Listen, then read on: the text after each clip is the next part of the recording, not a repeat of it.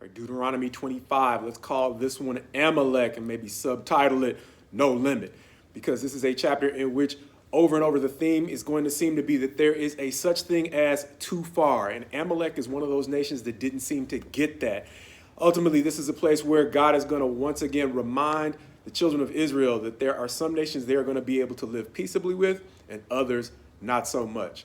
Amalek is one of those not so much nations because, as we see in verse 17 of this chapter, God's going to explain they went too far. Verse 17 reads, "Remember what Amalek did to you on the way as you came out of Egypt, how he attacked you on the way when you were faint and weary and cut off your tail, those who were lagging behind you, and he did not fear God. Therefore, when the Lord your God has given you rest from all your enemies around you, in the land that the Lord your God is giving you for an inheritance to possess, you shall blot out the memory of Amalek from under heaven. You shall not forget." And so in many ways, that seems to sum up a lot of what's going on in this chapter, where he's going to first start off talking about, look, there is a such thing as too far even in the court. In a case where two people walk into court, one is found innocent, the other culpable or guilty. Even when the guilty person deserves a beating, there's a such thing as too far, meaning the courts are a place of justice, not a place where a convicted person is to be degraded. They're a place of healing, not so much humiliation. Healing those who have been aggrieved or victimized, not so much humiliating a person, even when they've been convicted of doing wrong.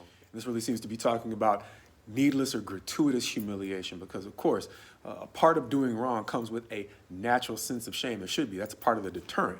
And there's a role in Israel's justice system for shame, because when a man has a brother who is passed and he leaves a widow, the brother, depending upon where he is in the family's order, has a responsibility to take care of that widow, and that may involve actually marrying her. If he doesn't want to fulfill his responsibility to that widow, she has a right to shame him for the fact that he has fallen down on his responsibility to her, which in some ways may leave her in a position of being shamed in the nation.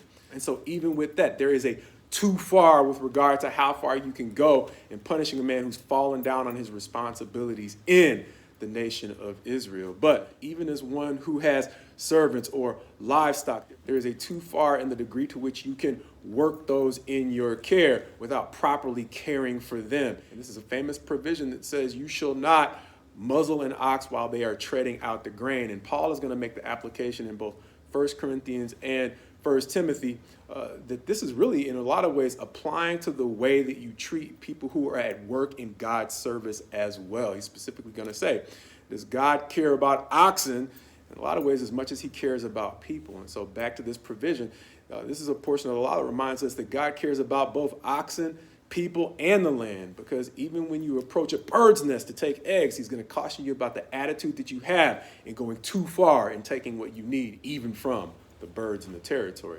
Beyond that, though, there's a such thing as going too far in fighting. Once again, as we've seen in rules of engagement. Here, though, in two men fighting, if one man has a wife who intervenes on his behalf, she cannot escalate to the point where she attacks the other man's junk, meaning she can't lash out at his private parts.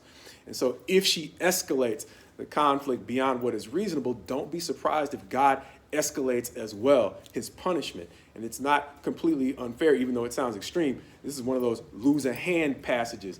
But in Israel, when they later on are going to go too far and turning a blind eye to justice, God is not going to respond to their injustice with justice. He's going to turn them over to nations like Babylon, who are also unjust as well. And so when you lose track of the fact that there is a too far, God sometimes turns you over to people who take things too far.